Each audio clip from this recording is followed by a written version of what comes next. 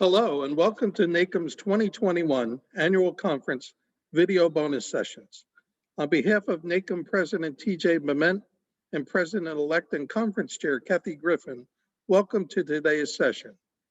NACM would like to acknowledge the generous support of the State Justice Institute for their support of this and all the programs of the annual conference. We would like to thank the Conference Development Committee for creating this educational programming for 2021.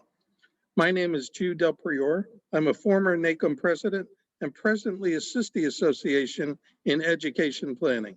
With me today is Erin Carr, NACM Association Manager. Today's program is being pre-recorded as a bonus to both live and virtual conference attendees. Our presenters have provided their contact information that will be uploaded and posted with this video in the event you have any questions after viewing. Our session today is entitled Ensuring Access in Intimate Partner Violence Cases. Survivors experiencing intimate partner violence, sometimes referred to as IPV, face many barriers while navigating the legal system, including challenges related to their ability to access fair and just outcomes. There may be challenges in physically accessing the courthouse and services, language access while seeking legal relief, systemic and individual biases throughout the case process, among others. Participants will spend this session identifying common access issues within their courthouses that create barriers for litigants, as well as exploring meaningful and sustainable strategies to address those barriers. Specifically, court managers will consider ways to engage judges, practitioners, and community stakeholders on enhancing access in intimate partner violence cases. Our presenter today, Nida Abbasi, JD, is the Associate Director for Gender and Family Justice Programs at the Center for Court Innovation. In this role, she works with courts and communities seeking to transform their approach to intimate partner violence. Specifically, she focuses on domestic violence dynamics, court and community collaboration, accessibility, and training development. Prior to joining the center, Nida worked as a civil legal aid attorney for survivors of domestic violence in Chicago, Illinois. Nida? Thank you, Jude. Welcome, and thank you for attending this session on ensuring access in intimate partner violence cases. We're going to spend the next 45-ish minutes just kind of scratching the surface of what access and accessibility mean in IPV cases, why it's so important, what some common barriers are, and how you can start to address those barriers in your work.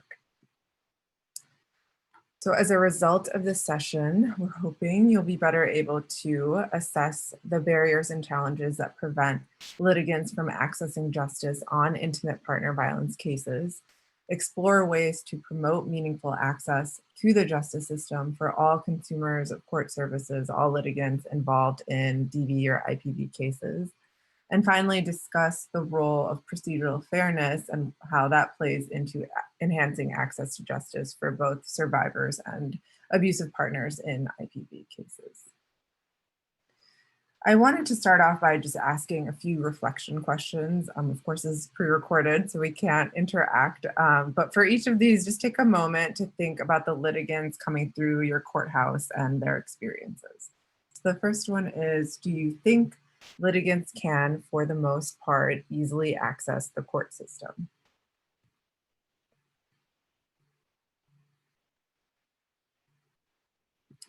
And then what about in intimate partner violence cases or cases that have any type of IPV? Do access issues impact whether litigants come to court for help?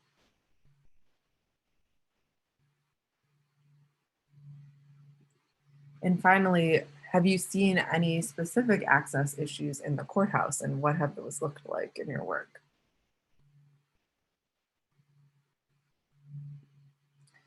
So let's consider what access means in IPV cases.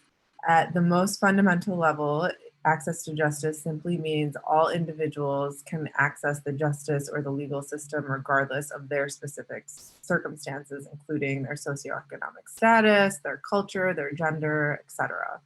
And in intimate partner violence cases, access to justice is a critical part of ensuring survivors can safely get legal relief after an incident of violence. And additionally, ensuring access helps courts and community-based partners hold abusive partners accountable for their behaviors in order to finally interrupt cycles of violence. So what are some common components of access? It's a pretty broad concept that covers a lot of different issues. For example, you can start off at the most macro level of ensuring fairness and equity throughout the court process and the decision-making process. And then from there, you can kind of get into some more nuanced topics like efficient case processing. Is your court processing and hearing cases efficiently and in a streamlined way? Or do litigants have to wait hours for their case to be heard? Do they have to keep coming back to court, which can, of course, interrupt their work and personal lives immensely? And then there's physical access. Can individuals easily physically access the courthouse? Is it in an accessible location? Are there measures to make sure everyone can get around the courthouse, like ramps and elevators and good signage? And then language access is a huge issue that a lot of courts are grappling with across the country. Is all your court staff aware of your state language access plan and how to implement that throughout the court process? What about policies around translated materials and getting an interpreter? Are they readily available, or is it a complicated process? Is it hard to get an interpreter? And then specifically for intimate partner violence cases, do litigants have any kind of economic support to continue with their case throughout the process? Do they have to pay for any services? Are they able to get child support early on in the process? What about safe housing? And then is your court staff aware of how to respond to trauma, which is of course a huge issue in IPV cases, especially litigants getting re-traumatized through the court process because they have to keep retelling their story and encounter different kinds of issues that come up during the case. And is your court staff aware of various cultural groups in your community? Are they treated with equity compared to other groups that are coming through the courthouse? Or is it likely that they feel more isolated by the process? And finally, many litigants on IPV cases do not have any kind of legal representation. So are there resources available for them to understand the court process better? So why is access to justice specifically important on IPV cases? It's important to recognize that intimate partner violence is everywhere, it's all around us. It can happen to anyone and intersects with basically all parts of the court system and all sorts of case types. And some of these are examples of case types that you would commonly see any type of intimate partner violence. So of course, in the criminal court, victims of crime like physical assault, sexual assault, property crimes, people destroying property or stealing property. And then in the civil side, civil protection orders, of course, child support, child custody, divorce, other family law proceedings, housing matters, abuse and neglect of children, juvenile, probate. So there's all sorts of case types, even if it's not like specifically a protection order case, it can have some sort of intersection with IPV, which is why it's important to recognize the role that access plays in those situations. So let's start the discussion around barriers to access to justice by reading a short scenario. So a woman arrives at the courthouse seeking to file for an order of protection, and her teenage daughter is with her. She has trouble communicating with the clerk, so her daughter helps to interpret and fill out paperwork. She waits in court for a few hours before the emergency order can be heard, and then she does not return for the next court date. So thinking about this, I want you to consider whether this is something that can happen in your court, whether it does happen in your court, and if so, or even if not, what sorts of access issues are present here, and how do you think we can address them?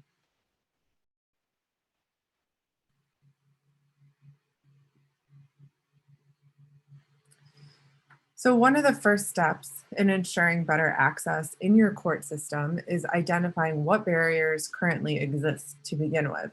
So if the scenario above is something that could potentially happen at your court, then imagine there's several other barriers to access that exist.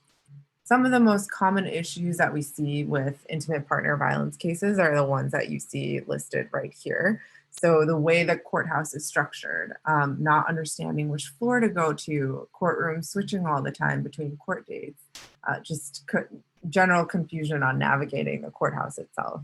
And then we talked about where the courthouse is located a little bit earlier. So, maybe it's hard to get to without a car. And even if you have a car, maybe it's hard to find parking. Legal documents with unfamiliar terminologies. Is there a lot of legalese and confusing legal terms in the documents that litigants take home, or is it easy for them to read through and understand? And then public proceedings, having an audience while you're discussing something as personal as intimate partner violence can be very intimidating and uncomfortable for litigants coming through the court process. Having a complicated multi-step process that requires litigants to continue to return to court repeatedly, especially if they have cases in different courthouses or courtrooms, different case types that overlap. And then finally, not having an advocate or someone present to help answer questions about the process and assist with court forms. We know a lot of court staff is concerned about their role being neutral in the courthouse and not overstepping their responsibilities to just provide legal information in order to ensure that everyone's being treated with fairness. And so is there an advocate or someone else present in the courthouse who can help if court staff is unable to? So there are a lot of barriers in the court system that correlate to the individual circumstances of litigants and make it difficult for them to access relief on intimate partner violence cases. And something to keep in mind with cultural issues, since that's the first barrier we're going to address, is that not everyone belonging to one culture is going to deal with the same types of issues or have the same experiences.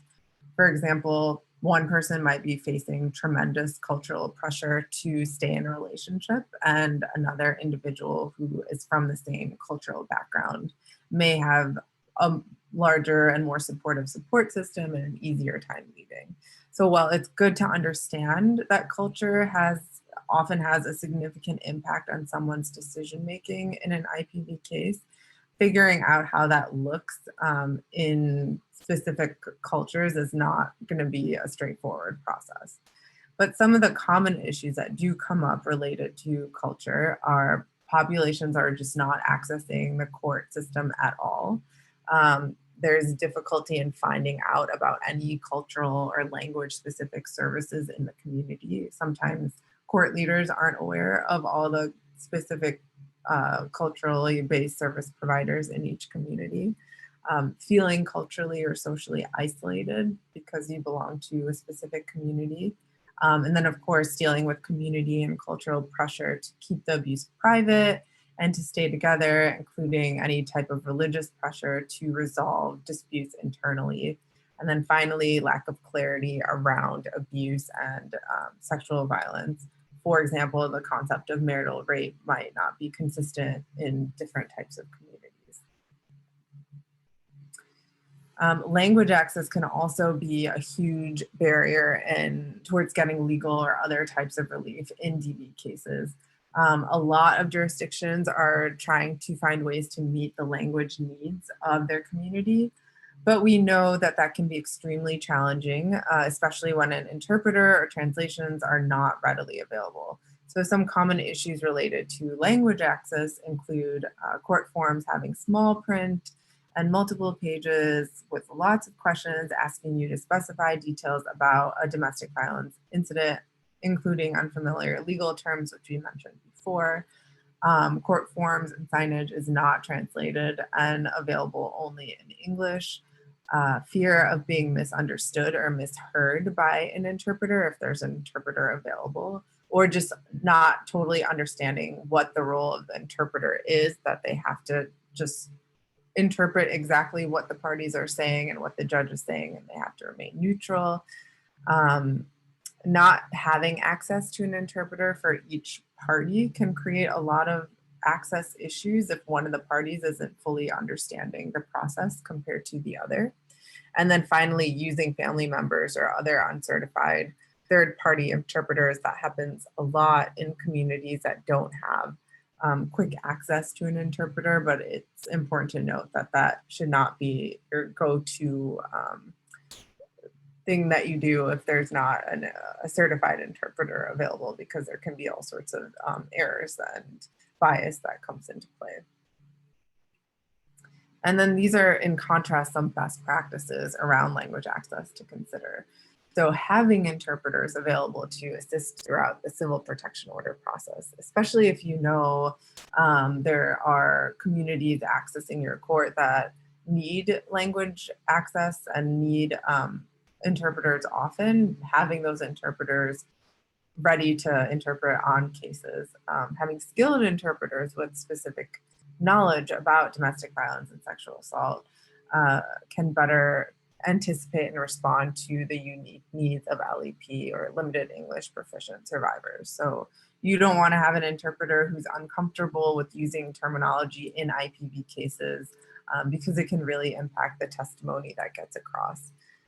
Having interpreters that understand trauma and that can better understand the nuances in language that is being used. And then having trained interpreters also means they're better positioned to handle specific cultural norms around domestic violence and sexual assault, and or use the most accurate language. And we work with a TA provider, often named Asian Pacific Institute on Gender-Based Violence, that has a lot of great information on language access and cultural issues in IPV cases. If you want to check that out. And then these are some issues related to access for underserved populations. So oftentimes there can be like a historical distrust of the legal system, especially if a community has historically had negative interactions with the justice system. Also a fear of the law enforcement, court system, and immigration systems that could be based on experiences in the United States or from the country that the population is originally coming from, can impact their view of the justice system and all its stakeholders. Culturally and linguistically specific services may just not be available, especially in smaller communities. Oftentimes, it's just not a resource that's readily available. And then sometimes survivors are dependent on abusive partners or spouses for legal and economic protection, which makes it hard for them to access the system on their own.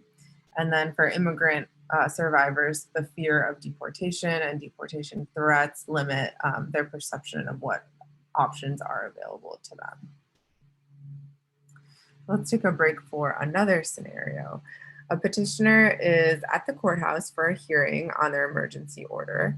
They do not have anyone with them. The respondent is there with their family. The petitioner asks the judge to drop the order because they no longer fear for their safety. So we know that this is a common situation that happens in IPV cases, and depending on your jurisdiction, the judge might just drop it because the petitioner is the one asking for them to drop the order. They might ask some questions beforehand. They might have the petitioner talk to an advocate beforehand, or there might be all sorts of other things that happen before they decide to drop the order if they do. So what sorts of access issues are present here and how can they be addressed?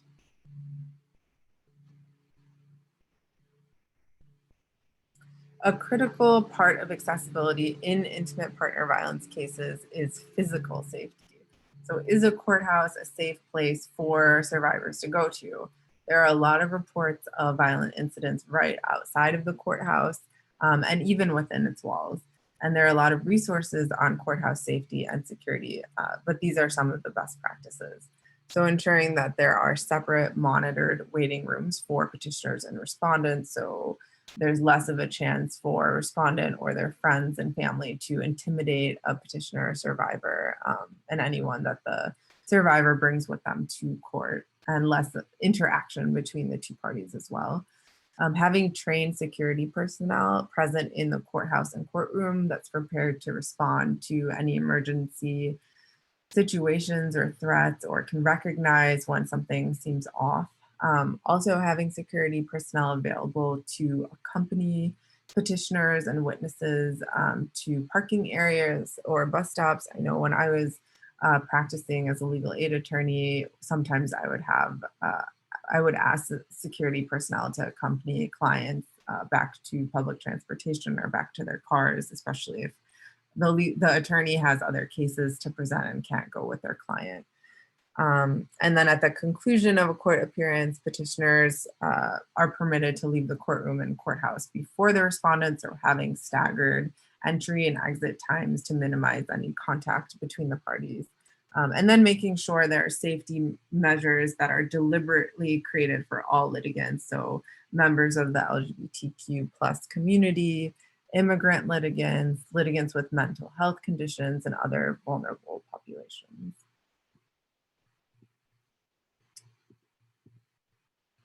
Then, of course, most, if not all, IPV litigants will be experiencing some level of trauma. So these are some access issues that come up with trauma in the court system. Survivors can feel re-traumatized by the justice system experience, which I mentioned before. They might have to repeat their story over and over again to a lot of different strangers. They might feel like they're not being heard, or get some sort of hostile responses from different stakeholders in the system that can cause re-traumatization. Testifying can make victims of all backgrounds feel re-victimized, ashamed, misunderstood or misinterpreted, isolated, distrustful, especially because trauma can have a huge impact on the way that survivors recall incidents and how they testify, and it can cause them to have different or change details between testimony as well. Survivors may not behave in ways that you anticipate. A lot of times we hear court staff express surprise that a survivor seems hostile or aggressive or frustrated. So it's important to remember that individuals on IPV cases are not monolith, and they act differently, and they all are individuals. So there's probably reasons why they might be behaving in ways that seem like they're not cooperating, or ways that you wouldn't foresee. And then finally, trauma can affect testimony and recollection, which I mentioned earlier. And finally, the last barrier we will review is disability. So we discussed some of these issues before, and additionally, crowded areas that are difficult to navigate. If someone's in a wheelchair and needs more space to navigate the courthouse, having like crowded hallways or all sorts of things in the hallway can make it difficult to navigate. A lack of understanding and awareness of any common mental and physical health conditions related to intimate partner violence. And then finally,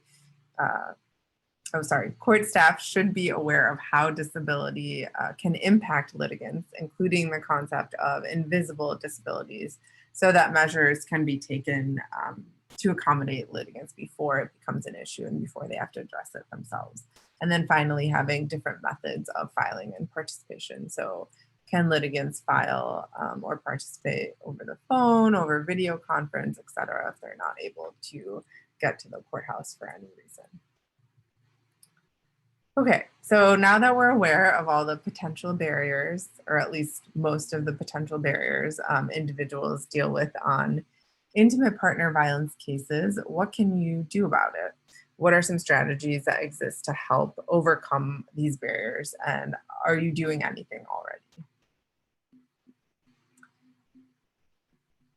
The first step is figuring out what exact gaps and challenges are present in your community. So these are some strategies that we've seen other jurisdictions do that have been successful. So the first one we try to recommend, everyone does at some point in a team, is system mapping, which means literally mapping the pathway of a survivor from the violent incident until their case or situation is resolved. and every point in between where they're interacting with the system and receiving services. And system mapping involves a systemic review of forms, processes, available and missing resources from the perspective of a survivor.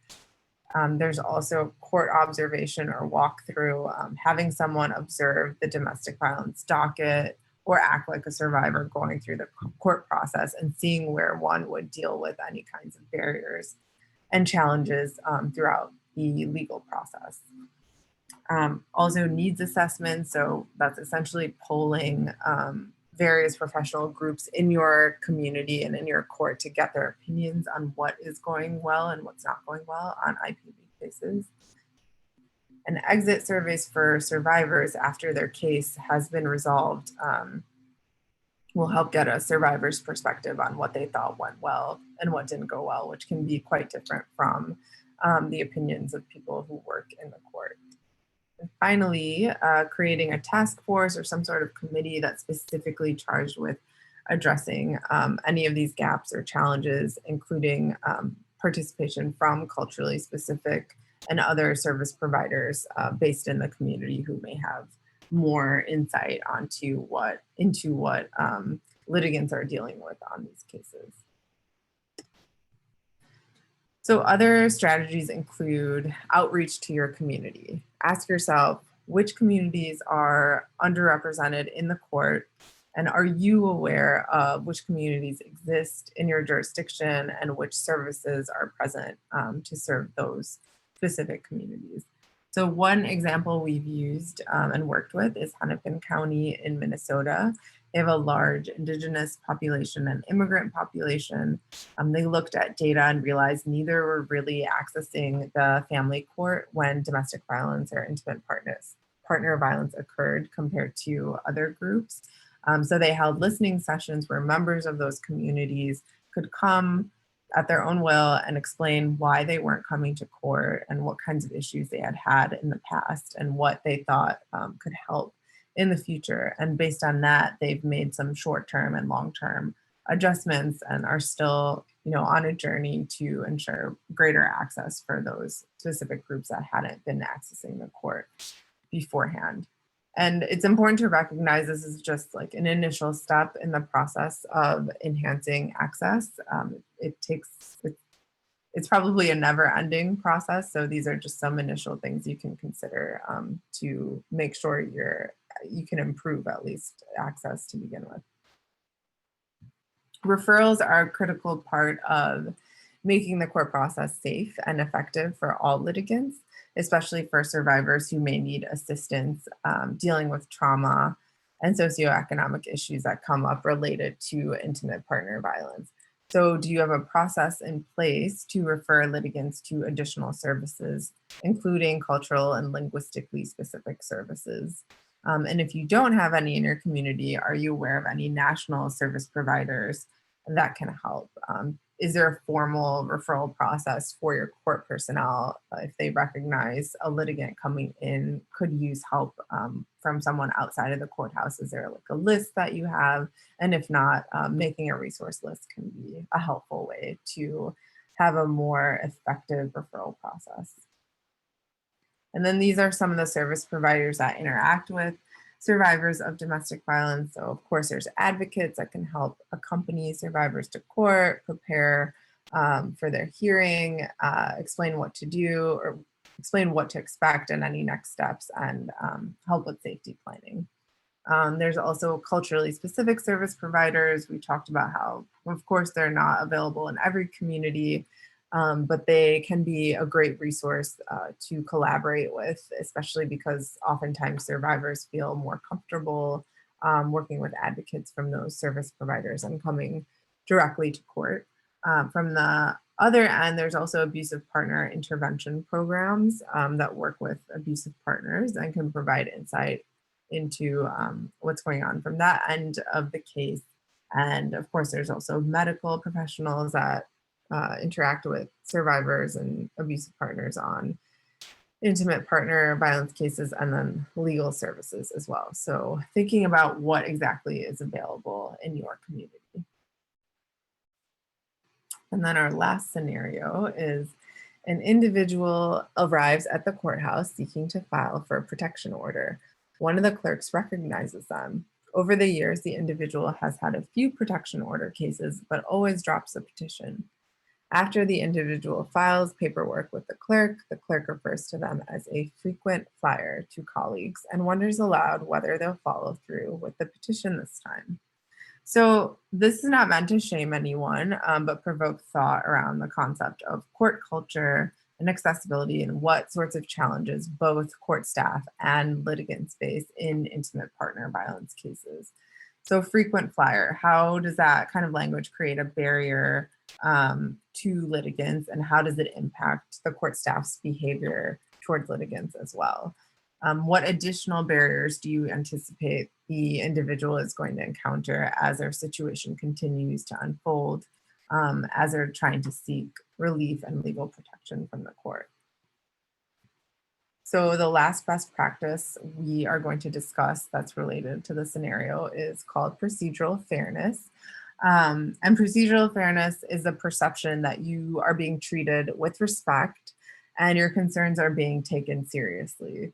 It's the idea that everyone receives a fair day in court and due process was served. And it's especially significant in IPV cases, as perceived fairness can impact both a survivor's willingness to view the court as a resource and the abusive partner's willingness to comply with court orders.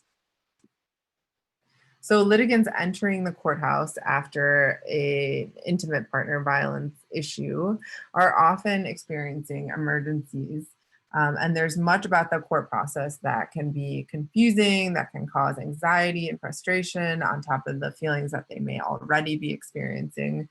And moreover, even though court staff is often trying their best, litigants may experience stress in anticipation that they're going to be ignored, they're going to be misunderstood or disrespected, because oftentimes that's what they've encountered in other situations. And then of course, in worst case scenarios, they may actually be treated poorly in court.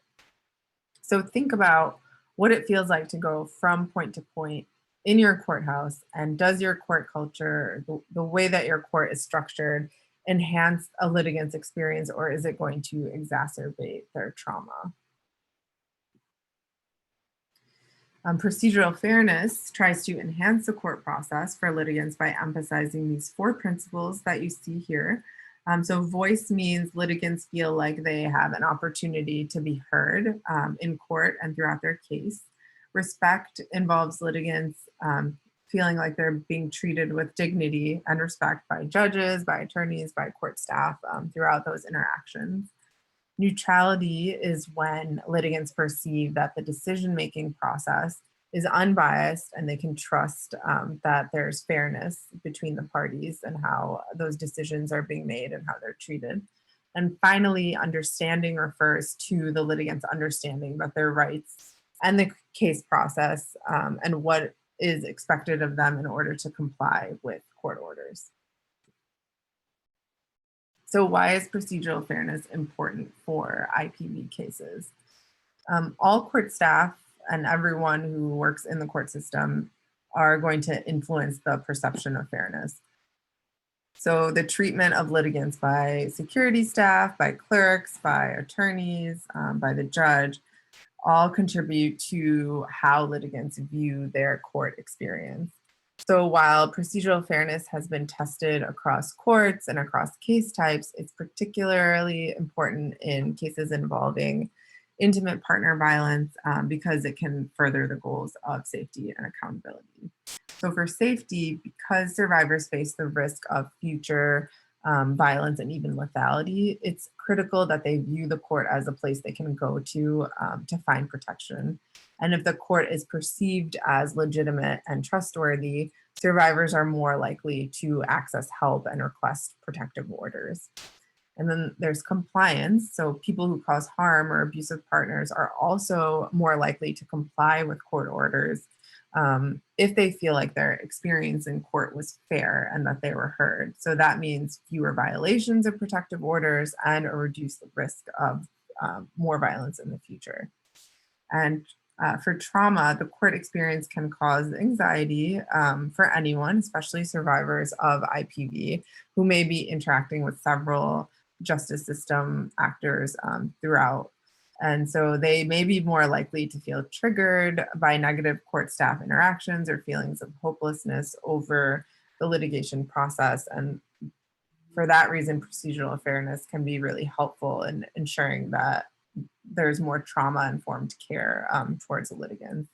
And then finally, we talked about self-represented litigants a little bit earlier. So again, many IPV litigants are self-represented and lack information about the court process, how to present their case, or what information is admissible or what evidence is admissible. And it's not uncommon for self-represented litigants to leave court without understanding how to access resources to ensure their safety or what's expected of them to ensure that they're complying with the court order, so that those principles of procedural fairness can help self-represented litigants and other litigants and can help provide a safe and equitable forum for individuals to resolve their disputes. It enhances access by helping litigants understand the process and explain their side, and it also promotes greater transparency by encouraging staff to explain the court process and process cases more efficiently. And then most importantly, procedural fairness can deter further violence and help rehabilitate people who cause harm. So because of these factors, procedural fairness can increase public confidence in the justice system, improve respect for and compliance with court orders, and encourage individuals to keep using the court system. However, it's important to note that perceived fairness does not replace ensuring that the court process is actually fair, of course, and unbiased and neutral towards the parties. So while it can improve the public's feelings towards a court process, it's more important for the decision-making process in all cases, including domestic violence cases, to be equitable towards parties. And then these are just some of the learning points based on the material that we just reviewed. So only when we have an awareness of our own functions regarding court services and how they interact or overlap with functions of justice system personnel can the justice system offer a seamless, consistent, helpful approach. So basically, all players involved in intimate partner violence cases, so court staff and community-based stakeholders as well, have to be aware of what everyone's responsibility is and how it overlaps in order to have a more seamless approach towards IPV and increase access in IPV cases. And staff should understand their impact on intimate partner violence cases and the parties involved, which you can do through like a system mapping exercise, especially when issues outside of work affect their behavior and approach, which is normal for any employee. So understanding how anything that happens outside of your work or even during work, if you're really overwhelmed or if you have a lot of cases to go through, or if you're frustrated by something, how that affects your behavior and approach to the litigants coming into the courthouse is important. And understanding just the basics of trauma can help impact the way that you're interacting and the way that you go about ensuring that access is improved on IPV cases. Also, effective coordination and partnership between court personnel and agencies allows for better information sharing and a better flow of information between appropriate parties. And finally, staff should understand their impact on intimate partner violence cases and their responsibilities towards those cases and the parties involved. And yeah, that's about it. So for any additional information, you can contact dvinfo@courtinnovation.org. And then I think Jude said that my email should be listed as well on the site. So Nida, NACM would like to thank you for an excellent presentation today. A lot of great information. And we'd also like to thank those people tuning in today to view the program. Remember, if you have any questions or desire additional information, you may contact the presenter directly. Erin, it's a wrap.